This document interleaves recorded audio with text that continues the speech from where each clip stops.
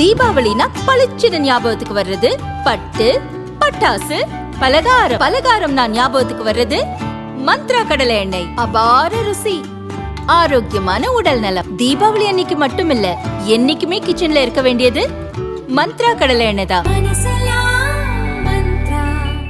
மதுரை மாவட்டம் ஏழுமலையைச் சேர்ந்த ராம ரவிக்குமார் தாக்கல் செய்த வழக்கில் இந்த முறை திருப்பரங்குன்றம் மலை உச்சியில் உள்ள தீபத்தூணிலும் தீபம் ஏற்ற வேண்டும் என்று மதுரை ஐகோர்ட் கிளை தனி நீதிபதி ஜி.ஆர். சுவாமிநாதன் உத்தரவு பிறப்பித்தார்.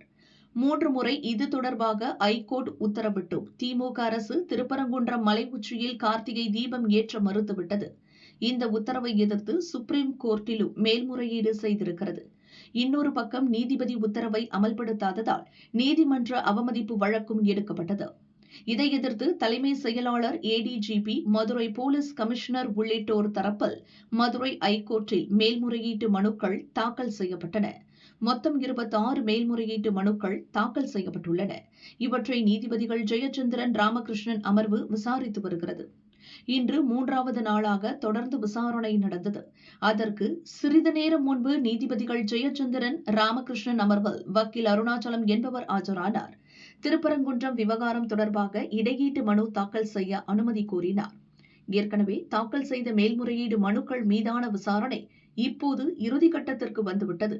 இந்த நேரத்தில் இடையீட்டு மனு தாக்கல் செய்ய அனுமதிக்க முடியாது. ஏற்கனவே இதற்கு போதிய அவகாசம் கொடுக்கப்பட்டுள்ளது.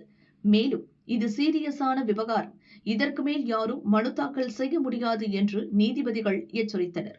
ஆனால் வக்கீல் மீண்டும் தனது மனுவை ஏற்கும்படி வற்புறுத்த முயன்றதால் வக்கீலை வெளியேறும்படி நீதிபதிகள் காட்டமாக உத்தரவிட்டனர். அதை ஏற்க மறுத்த வக்கீலை சிஐஎஸ்எஃப் வீரர்கள் உதவியுடன் வெளியேற்றும்படி நீதிபதிகள் உத்தரவிட்டனர். பார் கவுன்சில் அவர் மீது நடவடிக்கை எடுக்க வேண்டும் என்றும் பரிந்துரை செய்தனர். பின்னர் நீதிபதிகள் உத்தரவுப்படி வக்கீல் வெளியேற்றப்பட்டார்.